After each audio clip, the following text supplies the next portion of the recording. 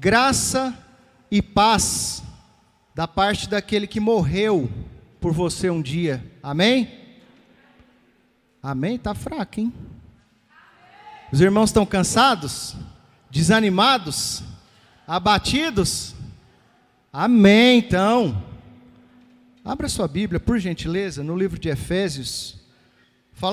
Comentamos com os irmãos, começamos, uma série de mensagens no livro de Efésios há duas semanas atrás, ou 3? 2, né? Eu acho que foi 3, porque o irmão Weber pregou pedaço do capítulo 1, depois o irmão Marcos e o irmão Ageu. 3 semanas. Confere, irmã Poli? Irmã Poli está atenta. Amém. É bom assim, né, irmãos? Prega, vem na igreja, não sabe nem qual texto que foi lido, está certinha. Se tem dúvida é porque estava prestando atenção. Glória a Deus. Tá no jeito aí, Tiagão, para projetar? O título da nossa reflexão hoje, irmãos, é o plano revelado, que se encontra lá no capítulo 3 do livro de Efésios. Mas, pensando, matutando, meditando na palavra de Deus, eu achei por bem.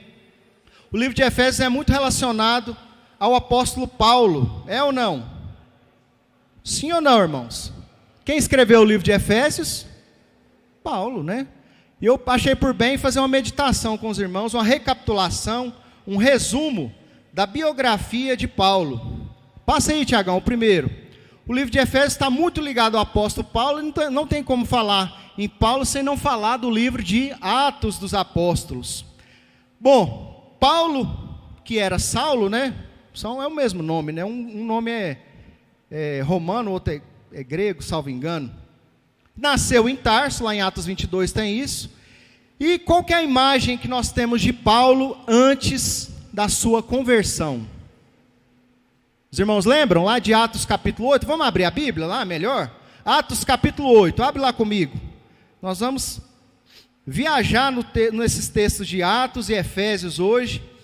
Os irmãos que estiverem aí em casa, pegue a sua Bíblia. Vamos meditar na palavra de Deus, que é viva e eficaz. Eu tenho certeza que ela vai falar comigo e você nessa noite. Quem crê diz amém. Glória a Deus. Atos capítulo 8. Quem achou, diz mais uma vez, aleluia. Aleluia, amém, glória a Deus. Atos capítulo 8, todos localizaram? Na minha versão diz o seguinte: e também Saulo consentiu na morte dele. Morte dele quem? Os irmãos lembram? No capítulo 7, Estevão morre apedrejado por pregar o evangelho de Jesus Cristo. Lembra? Os judeus não aceitaram. Eram muito apegados na religiosidade, apedrejaram Estevão. E Saulo estava lá e consentiu na morte dele. E fez naquele dia uma grande perseguição contra a igreja que estava em Jerusalém.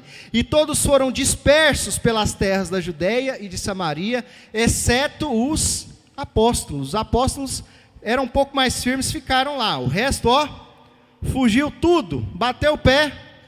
O pessoal fugiu. Uns homens piedosos foram enterrar Estevão. Não é bem assim bater o pé, O camarada tinha sido morto, apedrejado. É compreensível, totalmente. E uns homens piedosos foram enterrar Estevão. E fizeram sobre ele grande pranto. E o que Saulo fazia? Versículo 3. E Saulo assolava a igreja, entrando pelas casas e arrastando homens e mulheres, os encerrava na prisão. Camarada mau, irmãos? Perseguia os cristãos, prendia, batia. Mas só que aí o que acontece com ele? Cai do cavalo? Sim ou não? Lembra? No próximo capítulo, vamos lá para o capítulo 9. Pula aí, só anda uma página aí. Capítulo 9 do livro de Atos.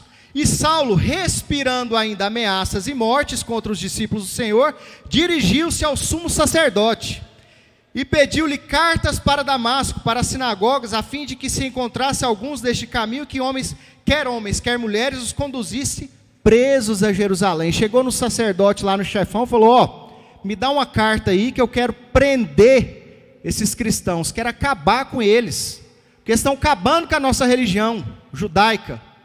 Vou prender todos que eu vir. Indo no caminho, aconteceu que, chegando perto de Damasco, só que ele não esperava isso, né? Subitamente o cercou um resplendor de luz do céu.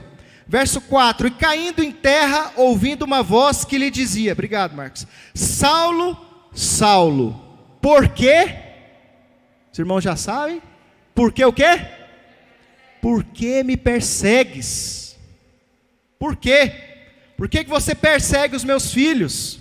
Você tem noção, Paulo, que eu sou Jesus, o Filho de Deus, e os meus discípulos estão sendo perseguidos por você? E ele disse, quem é, Senhor? E disse o Senhor, eu sou Jesus, a quem tu persegues. Duro é para ti recalcitrar contra os aguilhões. A minha versão não é uma das mais modernas, né? Recalcitrar seria se rebelar contra os aguilhões. Já viu aqueles ferrões que a gente toca boi, vaca, lá no curral, para colocar no tronco, etc. Por que, Paulo, que você está se rebelando? Eu vou ter que pegar um ferrão daquele, um aguilhão, e te colocar na linha, porque você está demais. E ele, tremendo e atônito, disse, Senhor, que queres que eu faça? E disse-lhe o Senhor, levanta-te e entra na cidade, e lá te será dito o que te convém fazer. E os homens que iam com ele pararam espantados, ouvindo a voz, mas não vendo ninguém. Aquela grande voz do céu, forte, era ouvida, mas ninguém via nada, não tinha ninguém lá falando nada. Pensa no espanto desses camaradas. E Saulo levantou-se da terra e, abrindo os olhos, não via ninguém, ficou cego. E guiando pela mão, o conduziram a Damasco. Verso 9, esteve 3 dias sem ver, e não comeu e nem bebeu. Pensa numa reflexão que o camarada teve. 3 dias sem comer, sem beber. Só Deus sabe o que passou na mente dele, mas nós imaginamos também, né, irmãos? Certo? Ele pensou, o que eu fiz? Apedrejei Estevão, que estava falando do Filho de Deus, que estava pregando o Evangelho de Jesus Cristo. Logo eu, tão zeloso com a religião, cheio de religiosidade, o que eu fiz? E agora Deus me cegou. Não estou enxergando nada. 3 dias sem comer, sem beber. Verso 10, e havia em Damasco um certo discípulo, chamado Ananias, e disse-lhe o Senhor em visão, Ananias. E ele respondeu, eis-me aqui, Senhor. Verso 11, e disse-lhe o Senhor, levanta-te, e vai à rua chamada direita, e pergunta em casa de Judas por um homem de Tarso, chamado Saulo, pois eis que ele está orando. Certo, o camarada já estranhou, né? Paulo orando, não, mas beleza, judeu, né, religioso. E numa visão ele viu que entrava um homem chamado Ananias, e punha sobre ele a mão para que o tornasse a ver. E respondeu Ananias, Senhor, há muitos ouvi acerca desse homem, quantos males tem feito aos teus santos em Jerusalém. Ananias falou, o quê? Tá doido, eu vou lá falar com Saulo. Ele vai o quê? Vai me prender, vai me matar, eu sei o que ele tem feito. E aqui tem poder dos principais sacerdotes para prender a todos os que invocam o teu nome. Lembra que ele tinha pego a carta com o sumo sacerdote lá, para prender quem ele quisesse? Disse-lhe, porém, o Senhor, vai, porque este é para mim um vaso escolhido, para levar o meu nome diante dos gentios, e dos reis, e dos filhos de Israel, e eu lhe mostrarei quanto deve padecer pelo meu nome. E Ananias foi, e entrou na casa, e impondo-lhe as mãos, disse, certo, estava todo humilde, com medo, né? Irmão Saulo, o Senhor Jesus, que te apareceu no caminho, por onde vinhas, me enviou aqui, para que tornes a ver, e sejas cheio do Espírito Santo. E logo, o que aconteceu?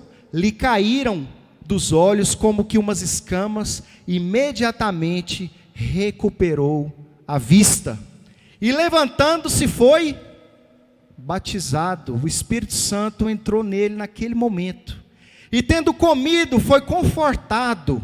Certo? Ele falou, estou perdoado, né? pelo grande mal que eu fiz aos cristãos. E esteve Saulo alguns dias com os discípulos que estavam em Damasco. Logo após isso, ele não perdeu tempo não, irmãos. Olha o verso 20. E logo nas sinagogas pregava a Cristo que este é o Filho de Deus. Não perdeu tempo, já foi anunciar. 21. E todos os que o ouviam estavam atônitos e diziam: não é esse o que em Jerusalém perseguia os que invocavam este nome? E para isso veio aqui, para os levar presos aos principais sacerdotes? Uai, pediu autorização lá para vir prender os cristãos. Chega aqui, ele está pregando sobre Jesus, juntamente com esses. O que será que aconteceu? Saulo, porém, se esforçava muito mais e confundia os judeus que habitavam em Damasco, provando que aquele era o Cristo. E tendo passado muitos dias, os judeus tomaram conselho entre si para o... Quem está acompanhando, o que está escrito aí no 23? O que eles já planejavam fazer? Para tirar-lhe a vida, para o matar. Começou o ministério já bem, né? Já caçando confusão lá, e o pessoal já queria ceifá-lo a vida. Mas as suas ciladas vieram ao conhecimento de Saulo, e como eles guardavam as portas, tanto de dia como de noite, para poderem tirar a vida, tomando de noite os discípulos, o desceram dentro de um cesto, pelo muro. Desceu ele pelo cesto lá, ó, fugiu de Damasco. E quando Saulo chegou a Jerusalém, procurava juntar-se aos discípulos. O que os discípulos fizeram? Chegou lá e falou: aí Paulo, beleza? Bate aí, né? Medo, tá doido? Vou chegar perto de Paulo o quê? Só que aí entra um outro camarada na história, lembra? Barnabé, verso 27. Então Barnabé, tomando consigo, trouxe aos apóstolos e lhes contou como no caminho lhe vira ao Senhor e lhe falara, e como em Damasco falara ousadamente no nome de Jesus. E andava com eles em Jerusalém, entrando e saindo, e falava ousadamente no nome do Senhor Jesus. Falava e também disputava contra os gregos, mas eles procuravam novamente o quê? Matá-lo. Sabendo, porém, os irmãos e acompanharam até Cesareia e o enviaram a Tarso, fugindo. Assim, pois, as igrejas em toda a Judeia, presta atenção nesse versículo 31. Assim, pois, as igrejas em toda a Judeia e Galileia e Samaria tinham paz, e eram edificadas e se multiplicavam, andando no temor do Senhor e consolação do Espírito Santo. Amém? As sementes já haviam sido lançadas, a igreja já estava crescendo, multiplicando, dando frutos, nesse curto espaço de tempo. Em meio à perseguição, Paulo já tinha todos esses frutos, após esse encontro na cidade, no caminho para Damasco. Por que, irmãos, que o evangelho aconteceu isso lá? Porque o evangelho é o poder de Deus aqui na terra, é o poder que está na minha e na sua mão. Lembra de Atos capítulo 1, verso 8? Nós refletimos há uns meses atrás. E recebereis poder quando descer sobre vós o quê? O Espírito Santo de Deus. Ele acabara de receber o Espírito Santo, acabava de ser batizado, e não perdeu tempo, foi proclamar. Então ele vai para Jerusalém, fica lá 15 dias, ministra na Síria e na Cilícia, reúne-se com os apóstolos e presbíteros de Jerusalém, e depois ele vai para Éfeso, e fica 3 anos em Éfeso. Por que ele queria ir para Éfeso? O evangelho já não estava muito bem difundido ali, porque Éfeso era uma cidade estratégica, era uma cidade grande, pujante, portuária, ficava bem localizada, na confluência de várias rotas comerciais. Hoje, fica ali mais ou menos na região da Turquia. Era a segunda cidade mais importante do Império Romano.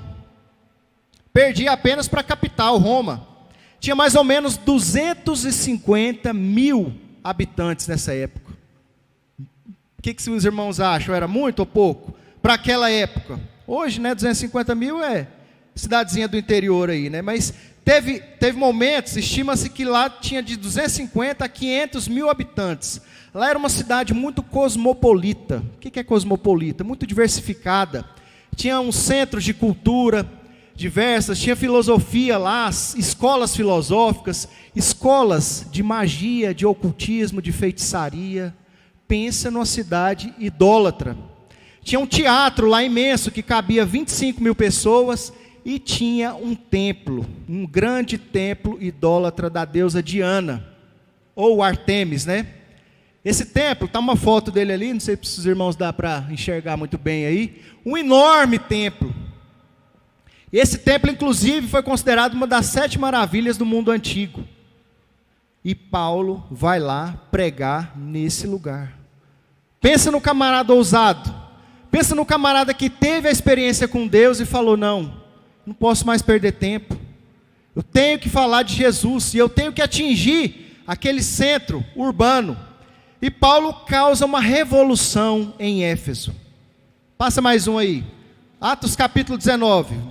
Passa umas páginas da sua Bíblia aí. Vamos lá para Atos capítulo 19. Não está na projeção aí. Atos capítulo 19, verso 8. Veja bem o que aconteceu lá. E entrando na sinagoga, falou ousadamente por espaço de 3 meses, disputando e persuadindo-os acerca do reino de Deus. Mas como alguns deles se endurecessem e não obedecessem, falando mal do caminho perante a multidão, retirou-se eles e separou os discípulos, disputando todos os dias na escola de um certo tirano. Falou, pregar na sinagoga aqui está difícil, né? Estou pregando aqui, os judeus estão confundindo a cabeça do pessoal, vou sair daqui. Foi para uma escola filosófica, essa escola aí de um certo tirano. Verso 10, Atos 19, 10. E durou isso por espaço de 2 anos. 2 anos pregando o evangelho naquela escola filosófica, debatendo com os filósofos, de tal maneira que todos os que habitavam na Ásia ouviram a palavra do Senhor Jesus, assim judeus como gregos. Verso 11, eu amo esses 2 próximos versos. E Deus, pelas mãos de Paulo, fazia maravilhas extraordinárias. Olha o verso 12. E de sorte que até os lenços e aventais se levavam do seu corpo aos enfermos, e as enfermidades fugiam deles, e os espíritos malignos saíam. O pessoal pegava a roupa de Paulo e levava. O demônio saía, expulsava o demônio com a roupa, o lenço, o avental. E alguns dos exorcistas judeus ambulantes, o pessoal pensou, não, está fácil, né? Está desse jeito aí, está fácil. Verso 13, alguns dos exorcistas judeus ambulantes tentavam invocar o nome do Senhor Jesus sobre os que tinham espíritos malignos, dizendo, esconjuro-vos por Jesus a quem Paulo prega. Será que era fácil assim, só falar? 14, e os que faziam isto eram 7 filhos de Seva, judeu, principal dos sacerdotes. Respondendo, porém, o espírito maligno disse, conheço Jesus, sei quem é Paulo, mas e você? Quem você é? Quem sois? E saltando neles o homem que tinha o espírito maligno, e assenhorando-se deles, pôde mais do que eles, de tal maneira que nus e feridos fugiram daquela casa.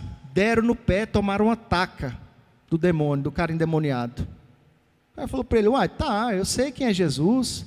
O cara falou, será que era fácil? Chegou e falou, eu te esconjuro em nome de Jesus, a quem Paulo prega. Eu sei quem é Jesus, eu sei também quem é Paulo, mas e você? Que autoridade que você tem? Esse Jesus que você está falando, ele te deu essa autoridade? Você tem fé? Não tem, taca, deixou ele pelado, eles nus e feridos. E foi isso notório a todos os que habitavam em Éfeso, tanto judeus como gregos, e caiu temor sobre todos eles, e o nome do Senhor Jesus era engrandecido. Jesus não era um amuleto, ficou claro nesse episódio. Lá existia muito ocultismo, então eles vendiam as estátuas da deusa Diana lá como amuleto, como objeto de magia, e achavam que Jesus era só mais um, né? Era só falar as palavras mágicas, que que o feitiço acontecia. Não era bem assim. E muitos dos que tinham crido vinham confessando e publicando seus feitos. 19. Também muitos dos que seguiam artes mágicas trouxeram os seus livros e os queimaram. Esses livros que eles utilizavam na época custava muito dinheiro. Já viu esses livrão de filme aí? Tem nesses filmes aí de magia, sei lá, Harry Potter, tinha esses livros lá. O pessoal fazia os feitiços, os encantamentos com esses livros. Só que o pessoal foi tão impactado pelo poder do Evangelho de Jesus Cristo, que eles pegaram esses livros e fizeram uma fogueira. Queimaram na presença de todos. E feita a conta do seu preço, acharam que montava a 50.000 peças de prata. Será que a fogueira foi grande? Somando o valor dos livros lá, dava aproximadamente 50.000 peças de prata. Quanto mais ou menos que será uma peça dessa de prata? Alguém chuta aí um? R$700 aproximadamente. Agora, multiplica aí 50.000 vezes R$700. R$1.000, vamos falar. Faz aí, Carlão, para nós. Daqui um minuto você dá a resposta. 50.000 peças de prata vezes 50 milhões, né? Vezes 1.000. 50 milhões de reais. Foi o valor dos livros que eles queimaram lá, por causa do evangelho que Paulo pregou. Pensa a revolução, o rebuliço na cidade. Chegou ao ponto do verso 23. Lá tinha um ourives, um artesão chamado Demétrio. Chegou ao ponto do Demétrio falar: não, peraí, Paulo vai acabar com a cidade aqui. A cidade gira em torno desse templo da deusa Diana. Nós fazemos estátuas aqui, nós vendemos, nós ganhamos dinheiro com isso. Paulo vai acabar com a cidade. Verso 23, e naquele mesmo tempo houve um não pequeno alvoroço acerca do caminho, porque um certo ourives da prata, por nome Demétrio, que fazia de prata nichos de Diana, dava não pouco lucro aos artífices, aos quais, havendo-os ajuntado com os oficiais de obras semelhantes, disse: senhores, vós bem sabeis que deste ofício temos a nossa prosperidade. 26, e bem vedes e ouvis que não só em Éfeso, mas até quase em toda a Ásia, este Paulo tem convencido e afastado uma grande multidão. Graça e paz, irmão Adão, tudo bem? Dizendo que não são deuses os que se fazem com as mãos. Paulo está falando que as estatuazinhas que a gente faz, não é Deus, não existe Deus feito por mãos humanas. Nós vamos falir aqui. E não somente ao perigo de que a nossa profissão caia em descrédito, mas também de que o próprio templo da grande deusa Diana seja estimado em nada. O pessoal vai deixar de ir no templo. Vindo a ser destruída a majestade daquela que toda a Ásia e o mundo veneram. O pessoal fazia caravana, vinha de longe para cultuar Diana naquele templo. Os ourives ficaram preocupados. Nosso trabalho vai embora. O Paulo ficar aqui, ninguém mais vai comprar estatuazinha de deusa nenhuma, não. Ninguém vai no templo. Esse é o evangelho de Jesus que ele prega aqui, vai acabar com essa... Qual que é o nome disso? Idolatria? Vai acabar com essa idolatria toda. E como que nós vamos comprar, vender estátua e etc? Pensa num rebuliço que ele fez. Só podia terminar de que jeito? Preso, né? E Paulo, enfim, fica preso, acusado, perseguido, preso pelos judeus. Lembrei do filme, o Carlão, que a gente foi ver, lembra? Ano atrasado, passado? Passado está muito perto, né? Acho que foi atrasado, 2018. Tem um filme, Paulo, não lembro o resto do nome. A gente foi no cinema, já era a última sessão, estava tarde. Pensa num sono que eu estava assistindo aquele filme. Nem prestei, até que ver de novo, não prestei muita atenção. Parece que era bom, né? Tinha jeito de ser bom. Pesquei lá, dei umas cochiladas, igual alguns irmãos fazem aqui de vez em quando, brincadeira, aqui não tem ninguém que dorme no culto, né? Certeza. Mas enfim, Paulo foi preso, perseguido pelos judeus. Por que, especificamente, que prenderam Paulo? Hein? além da tradição, etc. e tal, né? Não pode falar contra a religião judaica. Abre aí no capítulo 22, Atos 22, verso 1. Tira a Bíblia da mão não, irmãos. Paulo já vai fazer a sua defesa. Veja bem o que ele fala. Homens, irmãos e pais, ouvi agora a minha defesa perante vós. E quando ouviram falar-lhes em língua hebraica, maior silêncio guardaram. E disse, pensaram, agora tem que respeitar, né? O camarada está falando em hebraico, então ele é judeu, verdadeiro mesmo. Quanto a mim, sou judeu, nascido em Tarso da Cilícia e nesta cidade, criado aos pés de Gamaliel, o grande mestre Gamaliel, instruído conforme a verdade da lei de nossos pais, zeloso de Deus como todos vós hoje sois. Então ele falou, eu sou um de vocês, eu sou um judeu cuidadoso, desde criança, criado aos pés de Gamaliel, judeu dos judeus, eu sou um de vocês. E começou a contar a história, né? No verso 6 ele fala, ora aconteceu que indo eu para Damasco, aí conta a história todinha, caiu do cavalo, e tatatá. Verso 17, Atos 22, 17. E aconteceu que, tornando eu para Jerusalém, quando orava no templo, fui arrebatado para fora de mim. Verso 18, Atos 22, 18. E vi aquele que me dizia, dá-te pressa e sai apressadamente de Jerusalém. Foge de Jerusalém, porque não receberão o teu testemunho acerca de mim. Deus falando com Paulo.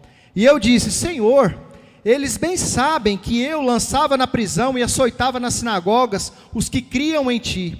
E quando o sangue de Estevão, tua testemunha, se derramava, também eu estava presente. E consentia na sua morte, e guardava as capas do que o matavam. Aí Deus surpreende ele, né? Fala, e disse-me, vai, porque hei de enviar-te aos gentios de longe. Até aquele momento Paulo pensava, não, isso aqui é só para os judeus, né? Deus que escolheu o povo judeu para ele. E o que Deus fala para ele? Eu vou te enviar para os gentios, para proclamar o evangelho para todo mundo. E ouviram-no, os judeus ouviram Paulo até esta palavra, e levantaram a voz dizendo, tira da terra um tal homem, porque não convém que viva. Pensa nos camaradas que ficaram furiosos. O quê? A lei de Moisés, a promessa de Abraão feita lá atrás, não é mais para nós não? Vai dividir com os gentios, com todo mundo? É isso? Tira a vida desse homem, desse Paulo. Pensa, irmãos, uma sociedade arraigada na religiosidade. Hoje, pensa hoje, já é bom falar que você não é espiritual? Que você não é de Deus, que você não conhece a Deus, não vive? Pensa naquela época. Fala, Deus me falou que vocês não vai receber a mensagem dele não. Vocês não são espirituais, eu vou ter que pregar, levar essa mensagem de Deus para outras pessoas. Ficaram furiosos. Queriam não só prendê-lo, mas matá-lo. Acabou que o exército romano lá interviu, os centuriões pegaram ele, e ele acabou preso em Roma. Ele invocou a sua cidadania romana, foi transportado e foi para Roma pedir, asilo lá para César.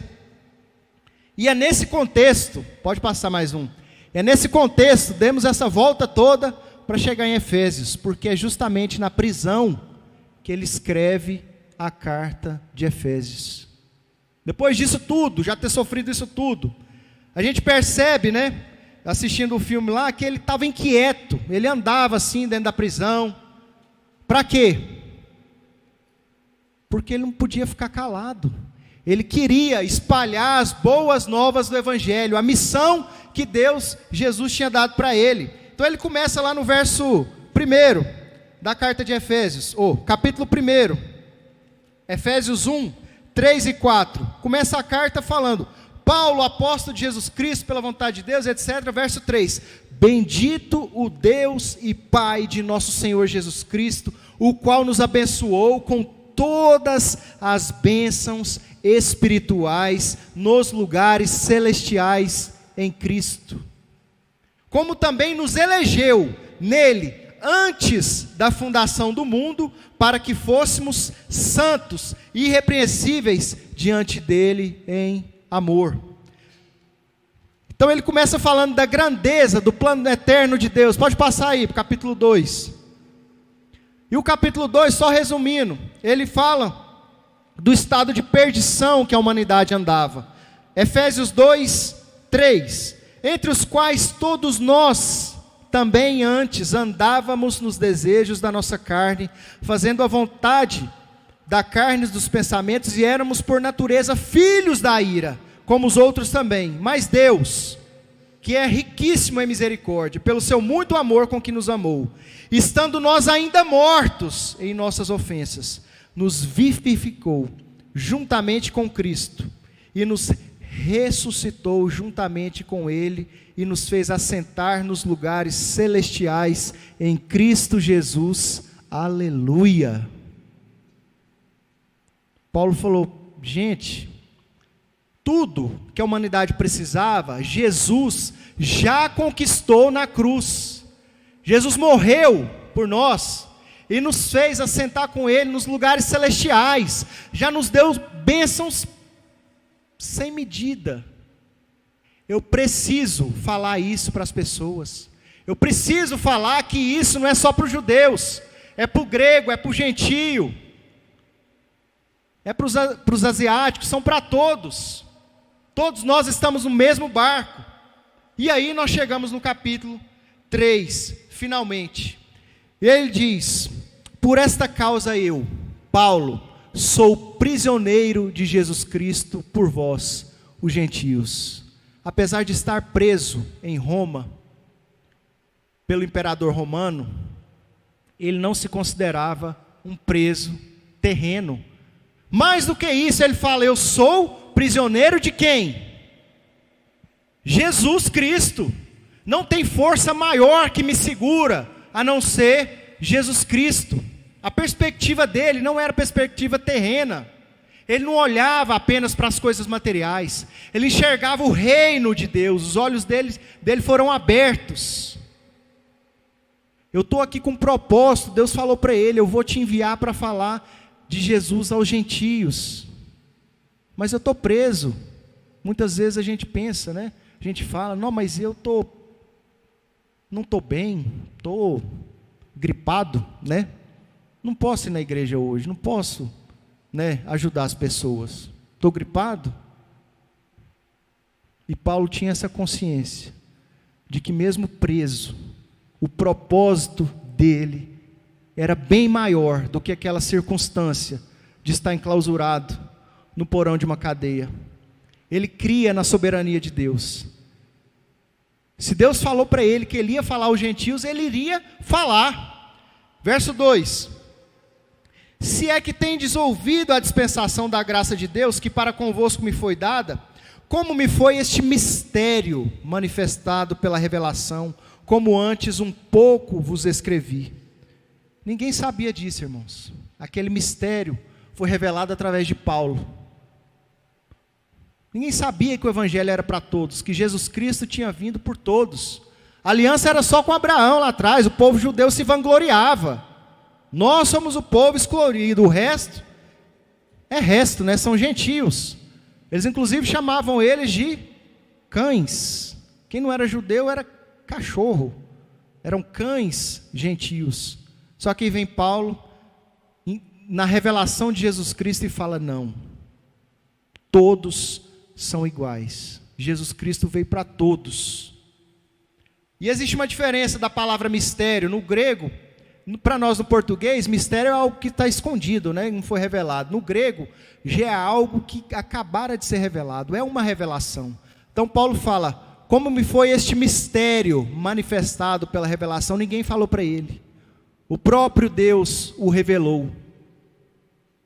Verso 4. Por isso, quando ledes essa carta, podeis perceber a minha compreensão do ministério de Cristo, o qual noutros séculos não foi manifestado aos filhos dos homens, como agora tem sido revelado pelo Espírito aos seus santos apóstolos e profetas. Lá em Gênesis capítulo 2, Deus fala para Abraão. O que fala? Deus chama Abraão, né? Fala, eu vou fazer de você uma grande nação, apesar da sua esposa ser estéril. Eu vou fazer isso com você. E mais na frente ele fala, em ti serão benditas todas as famílias da terra. Eureka, Paulo falou, bingo. Lá atrás, Deus falou para Abraão isso, não falou algumas, falou, em ti serão benditas todas as famílias da terra. Então, o evangelho não era só para os judeus, ligou uma coisa com a outra. A revelação é essa, o mistério foi revelado. Todos, Deus escolheu a todos, sem distinção nenhuma. A saber que os gentios são então co-herdeiros e de um mesmo corpo e participantes da promessa em Cristo pelo evangelho. A bênção de ser filho de Deus é universal, irmão. É para todos. E a todos quantos o receberam, deu-lhes o poder de serem filhos de Deus. Muita pretensão dos judeus, né? Achar que Deus tinha escolhido eles e pronto, acabou. O evangelho não está ao alcance apenas de uma elite espiritual, mas está aberto a toda a igreja. Todo aquele que invocar o nome do Senhor será o quê? Salvo. Todos nós somos co-herdeiros. Paulo usa uma palavra no grego chamado sinkleronoma, co-herdeiros. Outra palavra, sissoma, membros do mesmo corpo. Não importa se você é goiano, se você... Tem alguém aqui de outro estado? De onde? Minas? Adão é lá de Minas, não importa se você é mineiro. Mineiro parece muito goiano, né? Mas tem alguns povos muito diferentes de nós, não tem? Fala um aí, cita um aí. Gaúcho, não, muito diferente, até o idioma, né? Até o sotaque às vezes é difícil entender.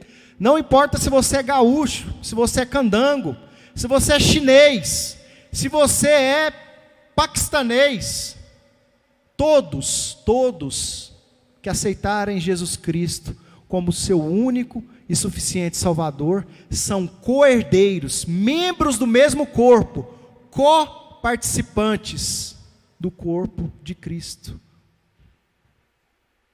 São possuidores dessa herança que Jesus Cristo já conquistou por nós na cruz do Calvário e nos fez assentar com Ele nos mais altos celestiais. Continuando, verso 7. Do qual fui feito ministro, pelo dom da graça de Deus, que me foi dada segundo a operação do seu poder.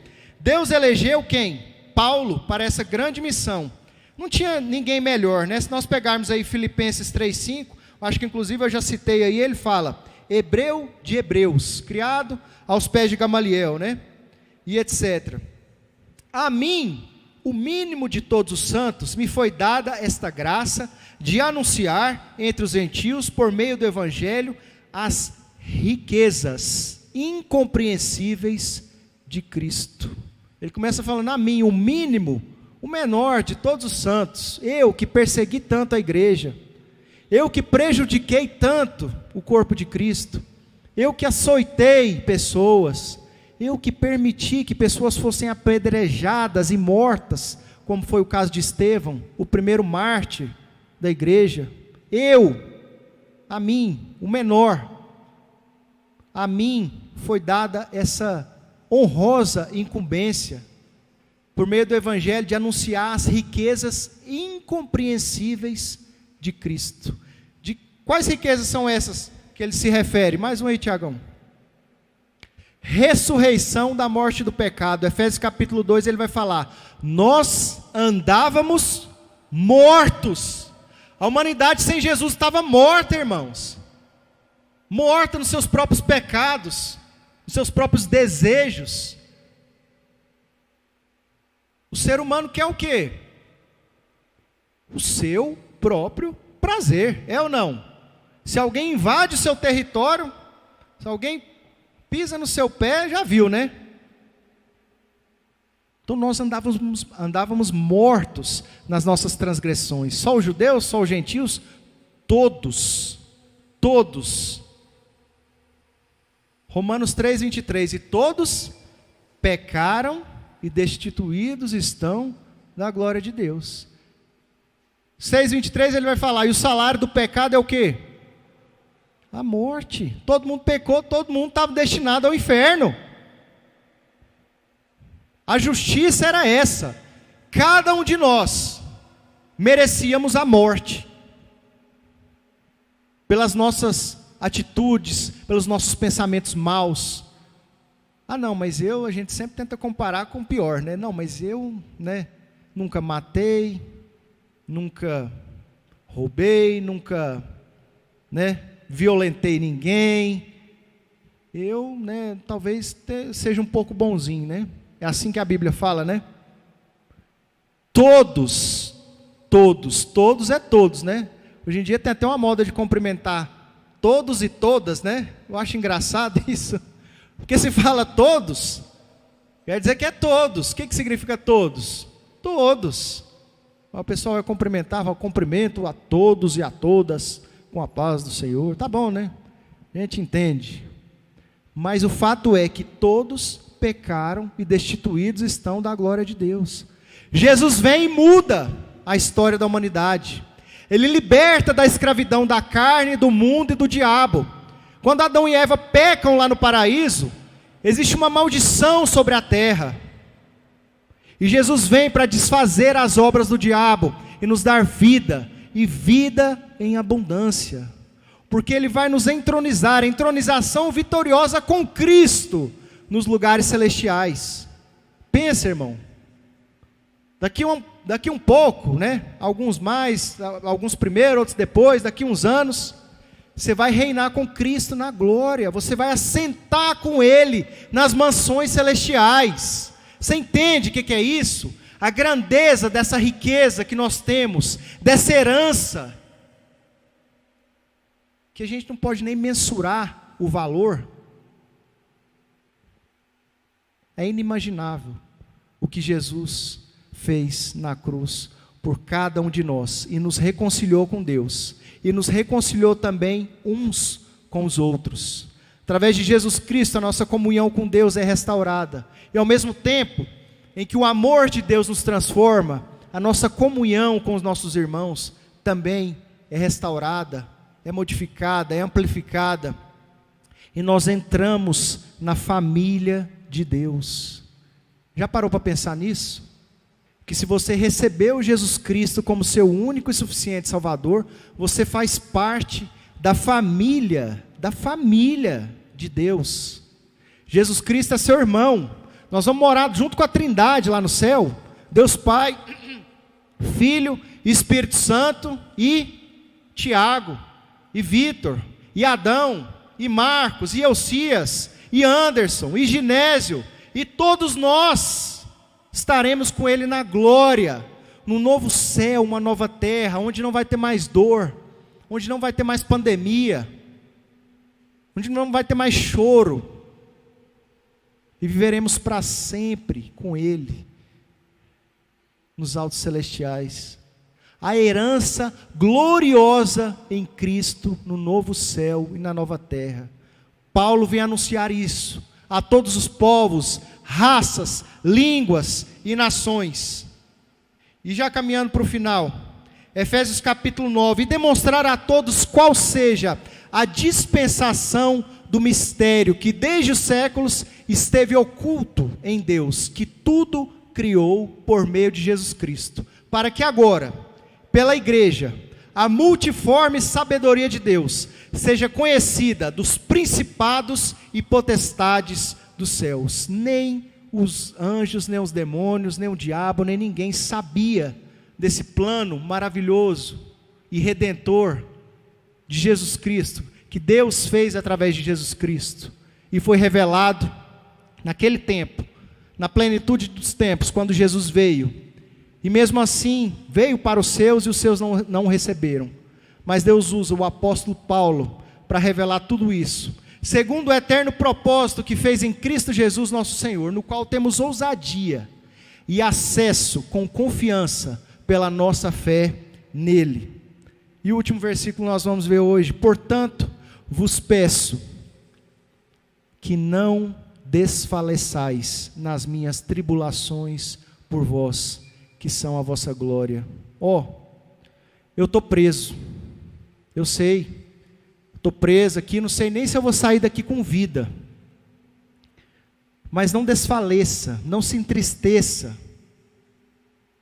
Paulo falando aos Efésios, porque vocês vão ter tudo isso na glória. Lá nós nos encontraremos, e lá nós estaremos face a face com o Pai. Se você hoje, meu irmão, minha irmã, está triste, está angustiado, talvez atribulado, passando por um problema, não sei, não conheço seu coração, mas o Senhor sonda e te conhece, e Ele te fala hoje: anima-te, que em breve estarei contigo, filho amado. Não temas, que eu sou contigo. Eu sei o que você tem passado, mas não temas, que eu te ajudo. A igreja de Cristo, irmãos, precisa ter ousadia, porque ela sabe que já tem acesso e confiança. Quando você compreende o que é a igreja de Jesus Cristo, o que a igreja tem através de Cristo, isso te dá tanta confiança, ou pelo menos você deveria viver uma vida poderosa, porque o evangelho de Deus, de Jesus Cristo, é o poder de Deus aqui na terra. O evangelho de Jesus Cristo é o poder de Deus aqui na terra, para transformar vidas, resgatar das prisões, quebrar as obras do diabo. Mais um. E quando você entende o que é a igreja, você tem ousadia, que é a ausência de barreira e de medo, porque você tem liberdade. Você pode chegar aos pés de Deus, não pode ou não? Jesus veio, o véu se rasgou. Liberdade dos crentes de se aproximarem de Deus livremente, por meio de Cristo. E você tem acesso ao Pai. A descrição do que Paulo disse no capítulo 2, verso 18: porque por ele ambos temos acesso do Pai em um Espírito. Você tem o Espírito Santo dentro de você, amém? Amém ou não? Então você tem acesso ao Pai. O Espírito de Deus se une ao seu Espírito, se tornando um só Espírito. E você tem confiança, que é a certeza da aprovação divina, pela fé em Cristo, nós temos acesso irrestrito, confiados em Deus. Amém? A igreja de Cristo, mais um, ocupa lugar central na história, irmãos. A história não é uma coletânea de eventos desconexos, aleatórios. Se você parar para prestar atenção, às vezes a gente pensa, né? Aconteceu isso por acaso, aí veio e tal, né? Jesus vem na plenitude dos tempos, para anunciar uma nova história à humanidade. No momento certo, no momento exato, onde as estradas já haviam sido construídas para a difusão do Evangelho. E Deus, ao longo da história, vem controlando tudo. Eu sei que você pode decidir algumas coisas, como todo homem, né? Você pode decidir passar manteiga ou geleia na sua torrada lá, no seu pão, né? Você pode decidir se você vai comer um cachorro quente ou um x-tudo, né? Ali no pit dog. Mas a história, quem rege a história é Deus. E a igreja ocupa lugar central nessa história. Ocupa o lugar central no Evangelho. Cristo morreu para nos reconciliar com Deus e para nos reconciliar uns com os outros, para que nós fôssemos igreja hoje. A igreja também ocupa lugar central na vida cristã. Às vezes as pessoas sofrem, sim, o sofrimento faz parte, para que nós cresçamos a cada dia, de glória em glória. Não esquecendo que a soberania de Deus não anula a responsabilidade humana. Eu e você temos a nossa responsabilidade. Deus está no controle de tudo, mas Paulo pede aos crentes que não desfaleçam. E o que ele faz no verso 14? Deus está no controle, mas Paulo se põe de joelhos e ora, porque ele sabe que as nossas orações têm poder. Essa foi a forma que Deus escolheu aqui na terra, para que nós desfaçamos as obras do diabo, a oração. Você precisa orar, irmão, todos os dias. Você precisa jejuar, nem todos os dias, né? Nem jejuar, nem todos os dias. Tem gente, irmão, que não faz nem um dia, né? Mas faz um jejum por mês. Testa.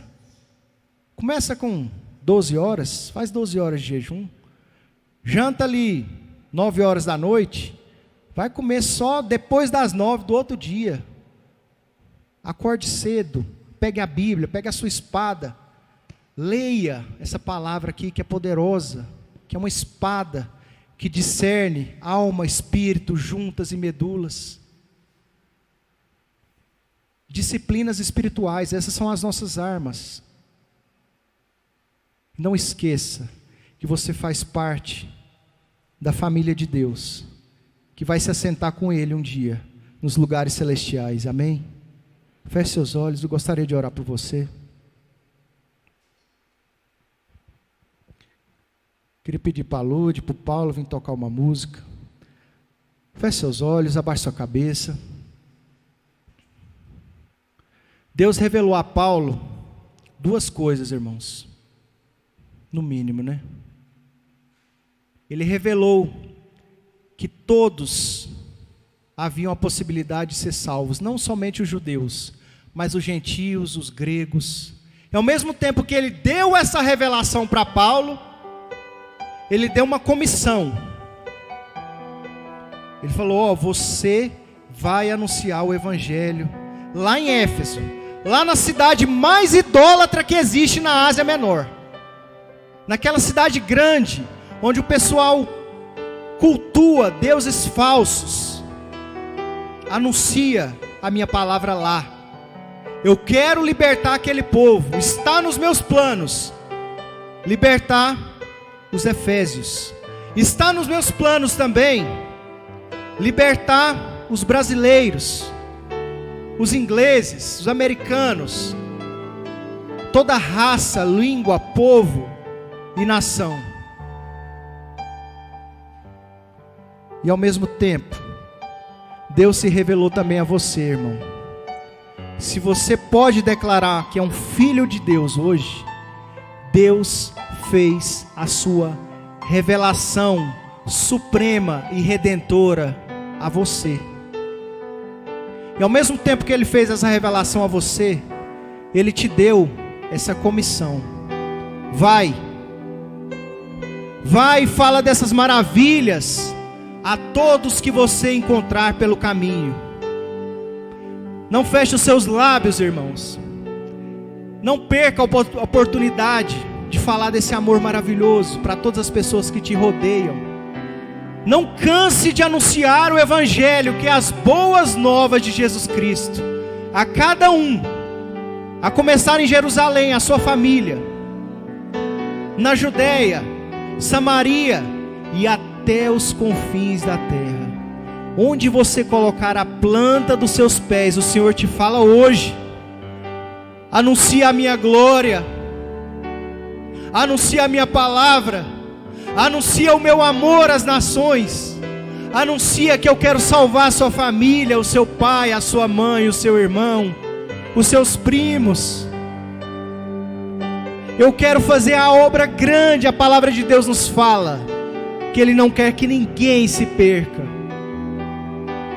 e Ele quer nos usar para fazer essa obra maravilhosa e grandiosa, segundo o seu propósito. Pai, louvamos o Teu nome nessa noite, porque o Senhor fez tudo isso por nós. Muito obrigado, Pai, porque o Seu amor é tão maravilhoso, O seu amor nos constrange. O Senhor faz com que essa graça maravilhosa chegue até os confins da terra. E o Senhor fez com que ela chegasse aqui em Goiânia, no bairro de Vila Nova. E o Senhor alcançou a mim e cada um dos meus irmãos.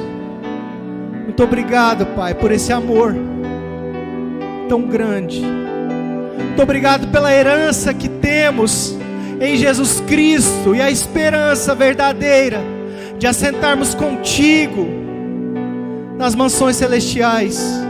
Nunca deixe, ó Pai, que nós percamos isso na nossa mente. Nunca deixe que nós percamos o nosso foco. O nosso foco, o nosso alvo é Cristo. É obedecer a Cristo aqui nessa terra. É fazer a tua vontade acima de qualquer coisa, acima de qualquer plano material, acima do nosso emprego, acima dos nossos desejos, daquilo que nós planejamos. Nós queremos e desejamos e ansiamos fazer a tua vontade, não mais que a tua vontade, papai. Nos dê esse entendimento, que o Espírito Santo de Deus possa a cada dia falar conosco,